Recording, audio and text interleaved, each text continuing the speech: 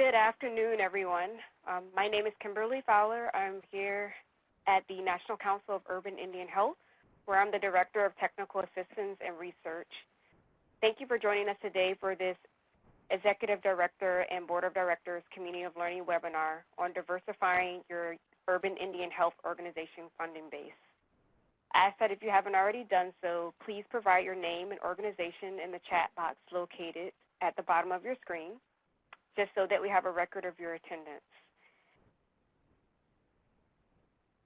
The National Council of Urban Indian Health is a membership-based nonprofit that represents the 43 urban Indian health organizations across the nation that provide essential health and social services to American Indians and Alaska Natives living off of reservation lands. All lines are currently muted. However, if you wish to ask a question, we ask that you place them in the Q&A pod that's located at the bottom of your screen. We'll provide time for questions and answers at the end of the presentation, or as questions come in that are necessary to be answered at the time. Today's webinar will feature a presentation by Mr. Tony Scucci, who is a certified governance trainer through BoardSource and holds a licensure as a licensed master social worker. Mr. Scucci has over 10 years of providing governance and management effectiveness training sessions for urban Indian health organizations as well as the National Council of Urban Indian Health. He also works with urban Indian health organizations in managing executive leadership transitions, facilitating strategic planning sessions, and providing executive coaching. We're excited to have Tony present and share with us today on unique ways to build sustainability into your organization's funding resources. And one more housekeeping note. As I mentioned, all lines are muted, so if you do have any questions for Mr. Scucci, please be sure to place them into the Q&A pod at the bottom of your screen or also in the chat if you're able to do that. So without further ado, I will turn the webinar over to Tony. So Tony, you now have control. Thank you, Kimberly. And good afternoon, everybody, or good morning, as the case may be. I want to welcome you all to this webinar. Right up front, I want to thank Kimberly and Alexandra at NCUI for setting it up and for being my technical support system. I'm technologically on the low end of the scale, so I really depend on folks like them. So thank you all both. Also want to point out that as we go through the webinar, if you do have questions, please feel free to ask them, putting them in the chat box. And if we get a lot of questions, Kimberly will be gracious enough to kind of compile them or organize them in some way and share them with us as we go along. Also want to remind folks that in order to improve all the time in doing webinars and providing services to NCUI members, there will be an evaluation form at the end of this webinar, and when it comes up on the screen, there'll be a link that'll come up on the screen for you to click on, and we do encourage you to please give us feedback on this webinar. It helps us to get better at what we do, so just wanted to put that out there ahead of time. So we'll look at the goal for today's webinar, and we're really looking at exploring ways to strengthen your organization's financial position by diversifying the base of funding, looking at your various revenue streams to ensure that you have multiple streams of revenue and that you are less and less dependent on the kind of vagaries of federal and funding and state funding. Very often those kinds of funds come and go based on which administration is in your state capital or in the nation's capital. So that's what we're going to look at here. It's going to look at ways to kind of strengthen your organizations. And what I'd like you to do for a minute is to just reflect on this chart and think, if you would, for a minute about the percentage of your annual budget in a typical year where you get federal grants or cooperative agreements, which fee-for-service or third-party reimbursements, public grants, private grants, individual donors, or some other category. And just kind of in your own mind on a piece of paper, perhaps just scribble out the percentage of your overall budgets for each of these lines. And this is not real scientific, so if you're not sure where to put it wherever it may make sense. But I'd like you to just reflect on how your mix of revenue spreads out percentage-wise across these different sectors. And now I guess I would like you to think about what would happen if you were to kind of focus your attention on the largest percentage of source of revenue, and if for some reason, unexplainably, unanticipated, 25% of that just disappears or 50% disappeared, what would be the impact on your organization? What would be the impact on your clients, on your honoring your obligations, for example, making payroll? What would be the effects of such a cut in revenue from that particular primary source of funding? And I'm sure that if you do that and you think about it, it would be a major setback to your organization. It would present a major challenge. And so what we hope to do is to kind of focus our energy today in this webinar thinking about how to minimize that from happening, how to position your organization so you are not overly reliant on any one particular source of revenue.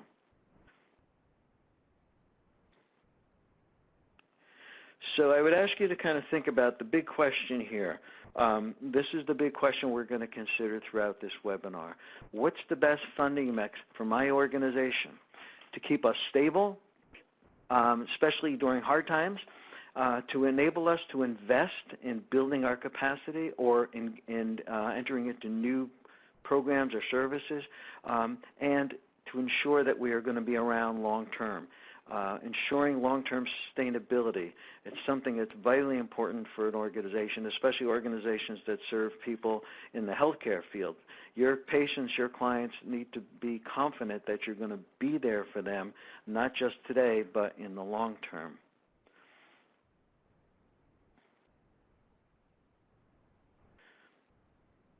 Now, when I spent a lot of time with probably almost all the urban programs over the past 10 years, so I've gotten to know them in various different ways. But when I look at urban Indian health organizations around the country, this is what I see that is somewhat unique to their circumstances. And you might look at these and think in terms of vulnerabilities. Many urban programs really do lack a diversified base. They tend to be over-reliant on one or two funding sources. A reliance on contracted services. Again, this is something, it's good to have contracts, but contracts do have endings. And contracts in the mix of revenue would be good. To rely totally on a contracted service puts you in a vulnerable place. Grant funding. Grant funding is another area where I see urban programs do research and are awarded various kinds of grants. Many, maybe almost all of the programs that at least provide clinical services, there's the third-party reimbursements. Challenges around third-party reimbursements, obviously they're after the fact and they're often insufficient. Lack of funds for experimenting and innovating, and I would also add for investing. When the time comes to invest in those new computers or to renovate your building, there's a lack of funds to do that. There isn't it leaves you in a place where you can't think about the future so much. You're really stuck in dealing with the very present.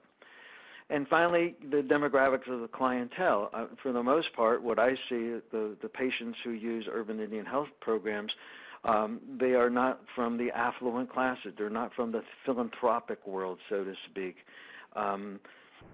And so that presents some challenges for you because those people who benefit from your services are people who really understand the value of those services. And if they did want to support your work financially, they typically have limited means to do that. What I'd like to do is to kind of ask you a poll question now. And this is my first time doing a poll question, so you're going to have to bear with me. Thank you so much, Alexandra.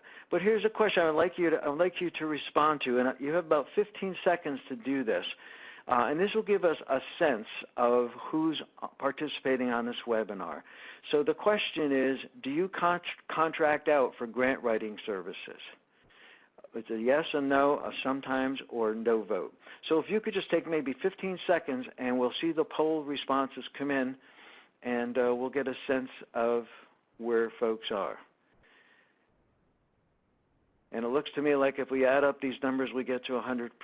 So it would suggest to me that that for the most part you all do not contract out for grant writing services. That would suggest then that you do that in-house, and perhaps you on this webinar may be one of the people who takes lead responsibility for that. So it's interesting to have that little mix. What I see with organizations, the small side, they tend to contract out for grant writing, and for those that are a little bit larger, they build that capacity in-house. So it seems like for you all, for the most part, are on that other category. I want to just take a minute with the next two slides and put things into a kind of a larger perspective. And this is really talking about the board of directors of your organization. I mean, these are the two basic responsibilities that board members and your board have. They have the responsibility around stewardship to make sure that they're protecting your assets and they're building a sustainable organization on behalf of your patients. And then mission alignment. The board has to be responsible for making sure that everything you do is consistent with your core values and your mission. And there's three roles that the board has in doing these things. One is that the board sets the direction of the organization. So, you know, if your board is working off a strategic plan, it's created a roadmap for the future for the organization, and it's setting a direction. And providing oversight, which is one of the basic responsibilities to make sure that, that there are good accountabilities in your system. And the third role, the one we focus on today, is to ensure that there are resources to do the work. And that really means if you're going to be good stewards as a board and as staff people working in partnership with boards, this is not just about paying the bills. It's really about making sure your organization can grow, you can invest in your infrastructure, you can continue to do and provide more and better services. So I want to put these two slides in here because I know there aren't board members, I don't believe there are board members on the webinar, but to some extent there's a role here for boards and there's also a role for staff, and that partnership plays out in some specific ways depending on various kind of fundraising activities you may engage in. When I talk about revenue diversification, just to kind of have a common working definition here, this is a risk reduction strategy. And it involves reducing your reliance or over-reliance on one or two sources of funding. And it also involves exploring ways to add new programs or services to the mix of programs and services you may provide already. I know that over time, what I've seen urban programs reaching out and developing more programs around behavioral health, for example, where 5 or 10 years ago there wasn't that much of that. So diversifying your funding is really a risk reduction strategy, and that ties in with the notion of being good stewards of the organization. So this is ongoing work, and it really means establishing a base that's increasingly reliable, flexible, and varied. And varied in terms of your sources of revenue and also around funding cycles. You know, I always say to folks, if you are awarded a one-year grant, that's good. But a multi-year grant is better. You can do more with a 3-year grant, obviously, than you can with a 1-year grant. In addition to, I mean, because it gives you that sense of we can be planful and look to the future and develop these programs and services. So the basics in all of this, and this is real basic, and we know this already, there's restricted funds, there's unrestricted. And when you're depending on restricted revenues, the funder decides how those monies get spent. Unrestricted revenues, you get to decide. And the work is always about trying to increase your unrestricted revenues. Whoever has the goal makes the rules. It's an old Chinese proverb, I believe. If you want to be more flexible and have more latitude in providing services to your clients, you are closest to your clients than some funder in Washington, D.C., and you know what needs to be done to help them with whatever they may need. So the more you can develop your unrestricted funding sources, the better. The more reliant you are on restricted revenues, the less latitude you're going to have to make decisions. When I think about sustainability, in this context, I look at diversified funding bases, and what this really shows is that effort is always around raising your earned revenue, raising contributed revenue, because to a large extent you get to choose how to spend this. Dollars are green. Unrestricted dollars are greener. Another way to think about that. So if you were to think about your organization, what are some ways in which your organization might be financially vulnerable? Insufficient funds to support the work of the organization. I mean, that's characterized as operating in kind of crisis mode all the time. If you're struggling to make payroll all the time, you're in this position, and it puts you in a very vulnerable position. Cash flow problems, funds coming in late. I hear this many, many times from urban programs. They're providing services, they're stretched thin with their resources, and they're still waiting for checks to come. This is not an uncommon thing, and it makes you vulnerable because, obviously, for the obvious reasons. Not having an operating reserve. And we're going to ask a poll question in a little while about operating reserves. This is the rainy day account. This is what you fall back on when you run into a storm. Not having an operating reserve makes you vulnerable. And in fact, a 3-month operating reserve is something that most organizations strive to have and maintain. Over-reliance on one funding source makes you vulnerable. And over-reliance on a type of funding, whether it's federal grants or public revenues, you can be vulnerable if you're totally embraced in following a reimbursement model where payment is after the services are delivered. Now, that's the way a lot of healthcare works. It has some strengths. It has a logic, actually, but it's much nicer to have the money in the bank when you're providing the services rather than 2 or 3 months afterwards. Reimbursements that do not cover the real costs of providing services. And I'm sure I'm preaching to the choir here, but you know that when you get the reimbursement from Medicaid or whoever's that third party, it's not sufficient to cover the real costs. And somehow you have to pick up the slack or the difference there. Chronic catching up mode and its implications. If you're always running around putting out fires, you're not going to have a chance to step back and breathe and think and kind of engage in creative discussions about how to better serve clients. When you're in a mode like that, planning gets pushed to the back burner, and again, there are implications of that around good stewardship. You can't build a sustainable organization if you don't have the time and the opportunity to do some thinking into the future. And then when you're reacting to crises and these trends in the external environment, it puts you in a reactive mode. It doesn't allow for you to initiate or even to create trends out in the field. So you're always kind of catching up. You're vulnerable if you don't have the ability to invest in new programs or services or equipment.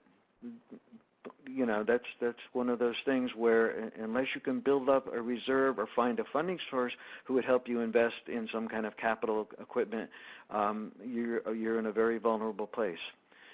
And you don't have time for or resources to do any kind of innovating. You're always going to be doing things as you've been doing them because you don't have the kind of opportunity and the latitude to really think creatively and innovate. So those are ways in which organizations can be financially vulnerable. Now, it might be a good time now to kind of ask the 5 following questions. What is our current funding? So you could just reflect on your current funding mix, for example. And what is it now? What are the restrictions or conditions attached to each funding source? So what are those things that you're required to do or not do? What's the longevity and predictability? There's another key word there, predictability. The more predictable your funding source, the more efficient and effective you can deliver services. Where are funding gaps and where are potential future gaps? These are questions you want to ask in kind of establishing a baseline. Once you've kind of reflected on these questions and you determine where you stand, then you can begin strategizing about where you want to be standing in the next year or 2 or 3. So this is kind of a way to assess your current condition, and it's just a basic, simple 5 questions. It takes a little time to reflect on them, but it can give you a picture of where you are, how strong you are, and where you may be vulnerable. This next slide I'd like to use because it really kind of serves, it's the elements of a resource development plan, but it serves as a good framework for thinking about your revenue mix. And so, you know, you get revenues through boards. Most organizations that do any kind of fundraising, the board makes a contribution. Board members make a contribution every year. And the amount of that money is not nearly as important as the percentage. You want to be able to say to prospective funders, everyone on our board gives. So board giving ought to always be at 100%. If you're going out asking for money, that's really a fundamental. Government grants will be another line, private foundation, the fee-for-service, et cetera. So these are, if you were to kind of plot out your percentages on this framework, it'd give you a picture of where you are. It's just another kind of framework for assessing the mix and where you may be strong and where you may be vulnerable. So far what we've been doing is kind of looking at this from like, what are some of the issues, what are some of the problems, where are some of the vulnerabilities. If we look next to some specific strategies, what can you do about these things? And this really gets at a way of taking some kind of action to take your position and make it stronger. One of the things that nonprofits don't do enough of is to really assess the assets you have already. What are the kind of competencies or expertise you may have in your organization right now that may have some value in the marketplace? And it may lead you to then develop some kind of new program or service. One of the things that strikes me when I think about the urban Indian health programs is that there may be ways in which you have competencies where you might consider doing things like a webinar, seminars, regional conferences, workshops around particular issues where you have a high level of knowledge of skill in-house already. So that's something to think about. If you have, well, I'll walk through an example in a minute that I think will elaborate on that some. Another strategy, again, is looking at building an individual donor base. My knowledge of urban programs is that very few of them have a real individual donor-based program. And this would be the idea of having a list of people who you maintain a relationship with, and every now and again you ask them to support your organization financially. Fundraising and fundraising events. And these three things, educational events, individual donor base, and fundraising events, I'll explore in a little more depth with some following slides. And the last thing that you might do, and this is something to consider, is that if you don't have an operating reserve, to consider building one. And an operating reserve can be built very easily if you're fairly healthy financially in your budget planning process. So if you want to get to that mark of 3 months of operating reserve on hand to deal with rainy days, you can do that by building in a percentage of your budget every year over several years. And, piece by piece, you build that up and you can get yourself to a 3-month reserve simply by setting aside a certain percentage of the revenues that come in every year. Now, to set up an operating reserve, if the revenues coming in are restricted, you're not going to be able to do that. You're going to have to spend those monies, and that's often the situation for many of the urban programs. So to create an operating reserve, you would have to look to new revenue streams if you don't have them already. So I want to inject here another polling question, because I think this is a good question for you all to know amongst yourselves, and also for NCUE to know. So again, within a few seconds perhaps, this is the polling question. Does your organization currently have a 3-month operating reserve? It's a yes, a no, or an unsure. Does your organization currently have a 3-month operating reserve? A reserve where if the revenue stopped today, you could keep the doors open and provide the same level of service for 3 months. And I see that everyone's responded, and it looks like, which is very positive, that 60% of you all do have a 3-month operating reserve, and that 25% don't, or there's some folks who are unsure. But this is important to see and to know that amongst this group of folks, you have an operating reserve. And it's one of the ways, just like what we do in our personal lives, it's the savings account that we go to when we need to. When we have an unanticipated expense, or when we get laid off from our job. So an operating reserve is something that if you don't have, I'd encourage you to really think about the possibility of building one. And for folks who do have an operating reserve, this is a question that it might be helpful over time for everyone in the NCUI network to get a sense of who does and who doesn't, because those of you who have one can be helpful to those of you who don't have one in trying to get one set up.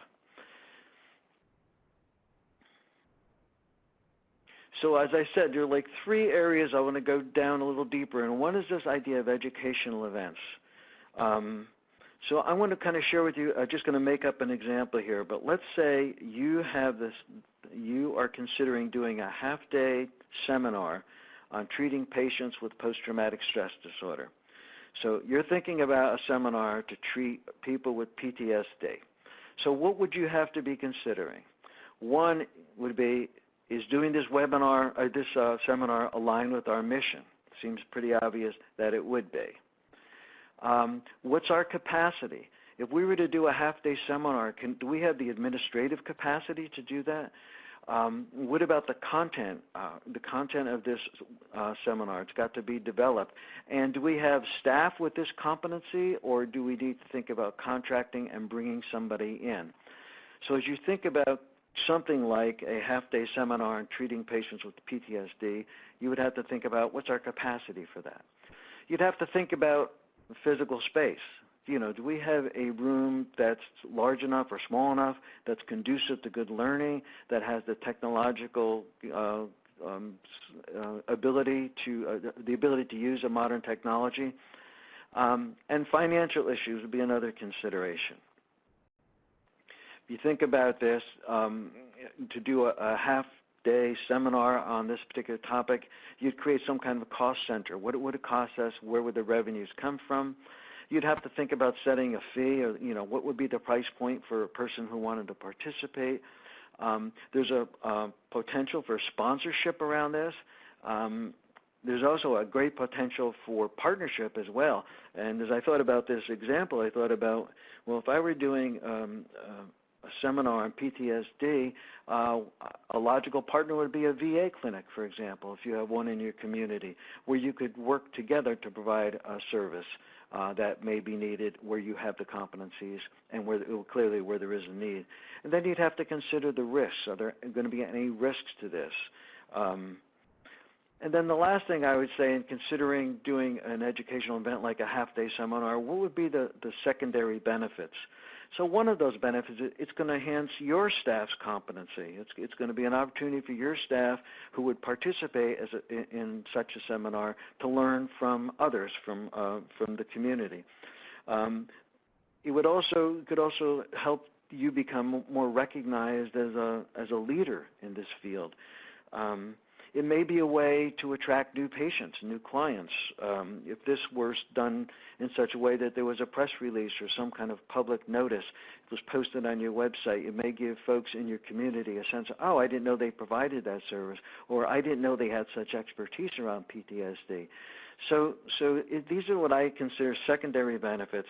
Ways to get the most out of the investment you put into it.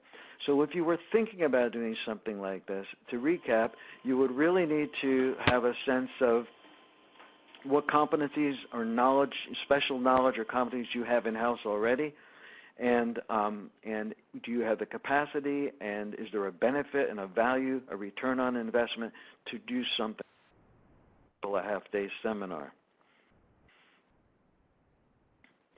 If you have an individual donor base, if you don't have one, you're considering one, again, to my knowledge, many, if not most, urban programs do not have what I would think of as a kind of an individual donor program, a thoughtful kind of a system in place for reaching out to individuals and soliciting funds and maintaining a relationship. So if you were considering creating such a donor base, these are some of the things you'd look at. The costs and the benefits. To do such a thing, it's going to require some kind of staffing support for sure. You're going to have the technological capacity to do it. If you build it, you have to then sustain it. So it's not just a matter of putting something in place, but it has to be managed. And it's about building and maintaining relationships with donors and with prospective donors. And that means you want to find mechanisms for staying in touch with people so that they hear from you more than just once a year when you're asking for money. Nonprofits often rely on annual appeals, email appeals, using social media. You have to have the capacity to make sure you're thanking people, acknowledging them for their gifts, and this notion of stewardship, the ongoing building and maintaining of relationships with these people. And that I put board member role here because that is a particularly valuable role that board members can play. Simply the idea of having a board member send a thank you note to somebody who is a significant donor. It's a way to maintain this relationship with the person who cares enough about your organization to support you financially. So this is something to think about as you think about individual donors and building an individual donor program. If you look at this from the side of the person being solicited, and we've all been asked for money, I'm sure. So if you think about it, when you're solicited from any kind of organization, when you're asked to contribute, what's your motivation? Why do you give? Why do people give? What are the reasons people give? And as I reflect on this and look around, this is what I find. People give when they feel connected to the organization. And that's the nature of building a relationship with those people who do contribute and continue to contribute. People give because their peers give. People like to, people that are generous and want to contribute, it's because their neighbors are contributing too. People give because somebody asked them to. These are very simple kind of motivations. People give because they want to make a difference. People give because they want to share their good fortune. Somebody has come into some good luck, they want to share some of that. There are many people in the community who are very altruistic that way.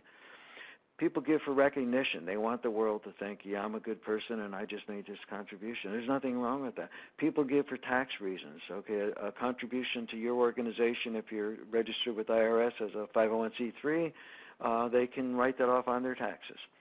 To ensure that their pet project finds a home is another reason people give. And to ensure that the organization's ability to advance its mission. Some people want to give because they want to make sure your organization can do what it's supposed to do. The other motivations for giving, people give because they believe in your mission. People give out of loyalty. If you were a clinic in an affluent neighborhood serving affluent people, those folks would be giving you money because they have personally benefited from the service they've received. In some ways, you have clients who would want to give even to varying abilities because they've experienced the services. They know how it makes a difference in their lives. They have a loyalty to your organization. They give because they're grateful. They're thankful. People give sometimes because they're just very generous people. Many people feel that they have a sense of responsibility to the community, and the way they can honor that is to make some kind of contribution. People give because they have respect for those who do the work. Often people give because they want to give something in memory of someone else. These are kind of motivations, and this is an example of a motivation that some people don't think about until you give them the idea. It's very common. You see this very often where people give in the name of somebody else. I will share with you an interesting example of a group that I work with where the message was, instead of buying somebody that next Christmas gift that they don't really need, send us the money and tell them you're doing it in honor of them. There are ways to do that honor people's values and intentions and are mutually beneficial. And giving just makes you feel good. People feel good when they've given. There are many, many reasons why people give. And this is something to be kept in mind. And so if you get into the business of building an individual donor base, you have to be mindful of all these different motivations, these different reasons for giving, and make sure that in communicating with donors and prospective donors, you have a pretty good sense of what's motivating them. Why people don't give is another area you can consider why people don't give, and these are some reasons people don't give. One is because they don't see how their giving is going to make any difference. This may be a reflection that they're not confident in your organization. It may be that they don't know, that they're simply ignorant of how their investment or their money, their contribution could make a difference in someone's life. They receive no direct personalized appeal. One of the most effective ways in soliciting people is it has to be very personal. So if you were to send out an appeal letter every year to your donor base, it would be good to have those letters personalized. A little handwritten note on that form letter, a little handwritten note that makes it personal. And if that comes from a volunteer or a board member, all the better. People may not give it because they've given a gift in the past and nobody acknowledged it. Nobody thanked them for it. I know that I have a basic rule around the contributions I make, and that is for me as a donor, if somebody asks me for money and I believe in their cause and I send them a check for $25, I expect a thank you, and I expect it within a certain period of time. And if I don't get it, they'll never see another penny from me because it feels like I'm not being acknowledged, that I'm not being valued. It reflects poorly on the organization. Sometimes people don't give because it's just not a good time. The timing's just not right. So it may not have anything to do with you and your organization and their confidence in your organization. It may simply be, this is not a good time for me. Your organization's mission may not be compelling to this person, or they may not see how it's compelling. And the bottom line, most people don't give because most people are never asked. If you ask any fundraising expert, they will tell you the reason people don't give overwhelmingly is because no one asked them.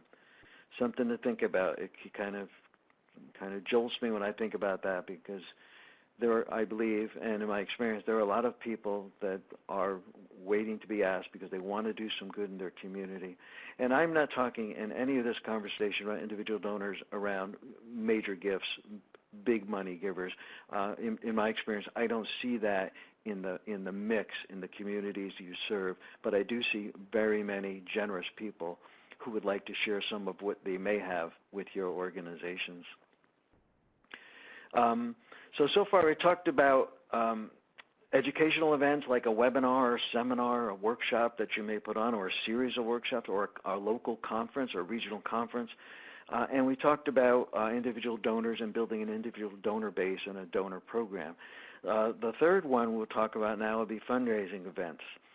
And fundraising, if you were talking to expert fundraisers and you said you were considering doing a fundraising event, generally speaking, they would say, don't do it.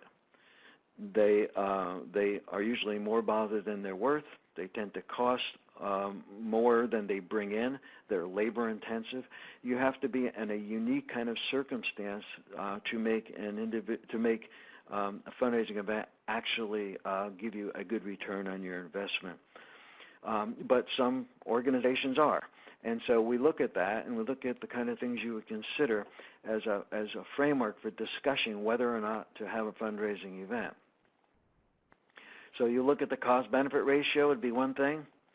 It's going to cost to raise money, and so you have to figure out what's it going to cost, how much can be gained, what's going to be the return on this investment.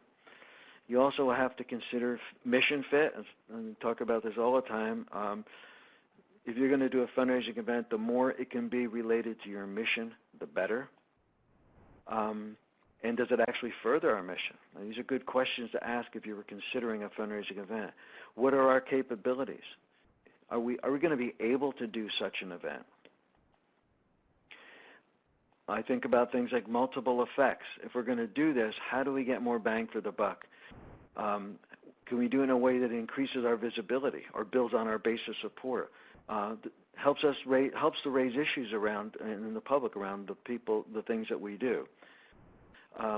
There's a risk level. Does it require an upfront expenditure of money?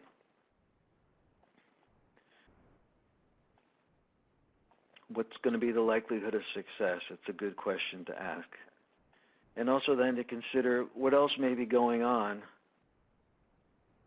What else may be going on that you don't want to be competing with and you may want to be capitalizing on? So as you consider doing something like a fundraising event, you would want to consider all these factors. I will walk through with you very quickly an example of something that when I was running a small community agency, what we decided to do. And this goes back a long time, but at the time, walkathons were very popular. And so we asked the question, maybe we should do a walkathon, and we applied this framework to the thinking. What would be the cost? How much time? We had a lot of volunteers who supported our organization. We kept the cost very low. We figured there was a good return on investment. How did it fit our mission? We made it fit our mission. We publicized in such a way that it was about supporting our mission. It was in our capabilities because we were grounded in the community and had a lot of support already. We looked at the multiple effects. So what our walkathon did was to not only just raise some money, but we also got a lot of publicity, a lot of public support. The agency I worked for, we worked around child abuse prevention issues. It raised the awareness, and it raised the awareness around the importance of families working together and seeking help when they needed it. There was some risk level. We actually bought a bunch of T-shirts and other kind of things up front that we had to use, and but we considered the risks. We considered how likely we could succeed at it, and we thought we could do it. It was within our abilities. And we also knew at the time not that there was something on that we could capitalize in the community, but that there were so many walkathons, we didn't want to compete with some of our partners in the community.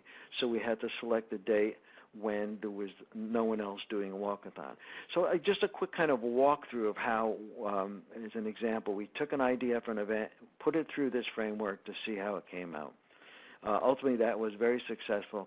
And I'll say one other thing about that event is that it must be at least 20 years ago that happened. And when we decided to do it, we made the decision to not do it once. We made a decision to do it at least 3 years in a row. And the very first year, we lost some money. And the second year, we made a little bit. And by the third year, we made a significant amount of money and has been able to sustain that. And that group still does a significant fundraiser around this walkathon every year. So again, that was the thinking that went on that, and I kind of hope that illustrates how you might utilize this kind of a framework. I'll just put up a couple of figures here, and these figures are kind of old, and but I think they still make the point. When you're looking at a fundraising event, if it's a special event, it's going to cost you 50 cents to $1 for every dollar you raise. If you do direct mail appeals, it's going to cost you 30 cents to raise $1. And if you actually have to buy the mailing list, you're going to spend more than you're going to bring in. So only under certain circumstances would a direct mailing campaign be effective. Planned giving, where somebody where you find ways to help people see the tax benefits to giving to your organization after they're gone. 25 cents to $1. Writing grants, it costs you 25 cents to raise that $1 if you're writing grants. Contacting people by phone or face-to-face, it costs 10 to 20 cents for every $1 raised. Face-to-face costs 5 cents to 10 cents for every $1 raised. And the big point here is that for the best return on investment, asking somebody directly via phone or in person is the best way, the most cost-effective way to raise money. All those other ways are going to have higher costs, higher risks. So that's just a kind of example to make the point then about looking at fundraising events and looking at the cost, the benefits, the return on the investment. To recap, probably a theme that runs through, 5 themes perhaps, that run through this entire webinar.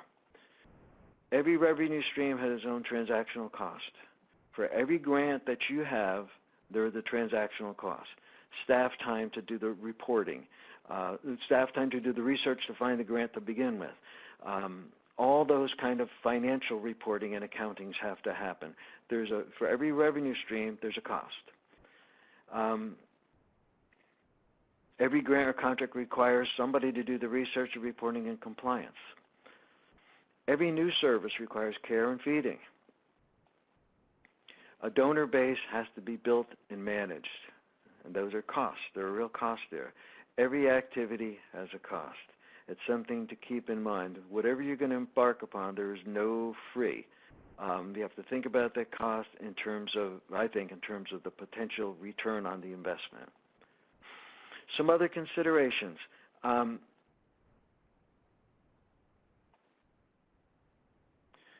Infrastructure is always needed if you're going to put together a bundle of income types. If you're going to put together at a mixed group of revenue streams, these pipelines need to be maintained. And whether it's fundraising or researching and applying for grants, handling the documentation, all these things have to be considered, and they can be overwhelming. One of the things I learned when I was running an agency is that if I applied for and got a $1,000 grant, it took me just as much time to do all the reporting with a $1,000 grant as to do with a $10,000 grant. There's a fixed cost there. So in thinking about things like looking for grants that are on the small side or the large side, there's going to be a fixed cost, and the cost is not much different whether it's a large amount of funds or a small amount.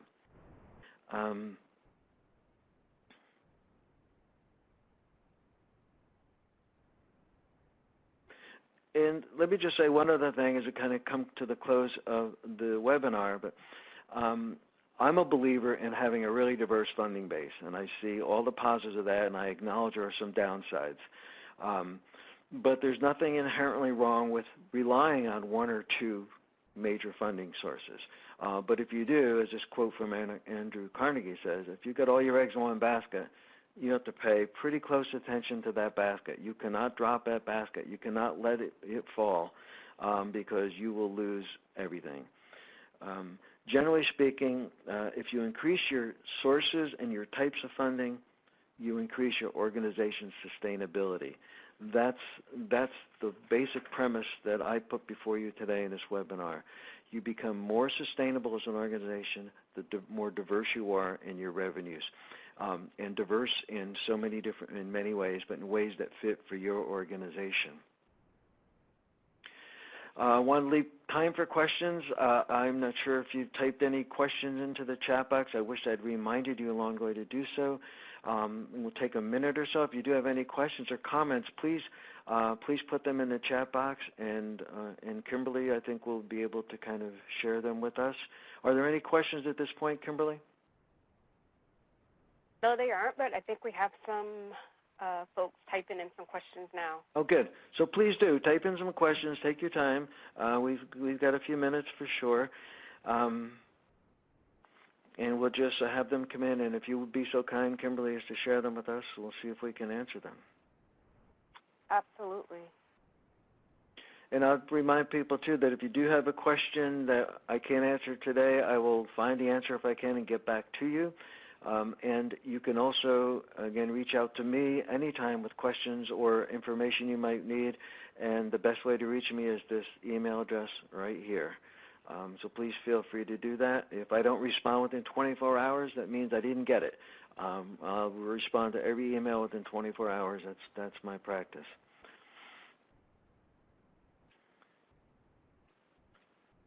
Tony, we have one comment that came in. And I actually can probably answer the question, but they are stating that is the webinar being recorded? And yes, the webinar is being recorded. A link to the webinar will be posted on the National Council of Urban Indian Health's website, as well as there will be a follow-up email being sent out to you that will include the link to the recording as well as the presentation. Currently, you're able to download the PowerPoint slides if you would like to underneath the Files to pod. It's right next to the participant chat pod. If you like to download the PowerPoint itself, it's available to do that right now. Well, that is terrific. And I think it is great that Athena mentioned that her board, she would like her board to watch it. So I think that's a great idea.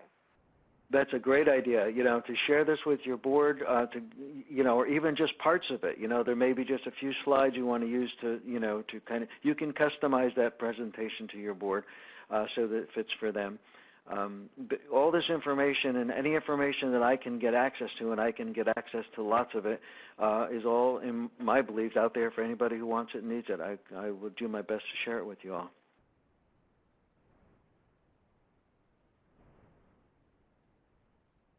As we're waiting for any more questions to come in, I did want to thank you, Tony, for the opportunity to have you speak to us today on diversifying your finances.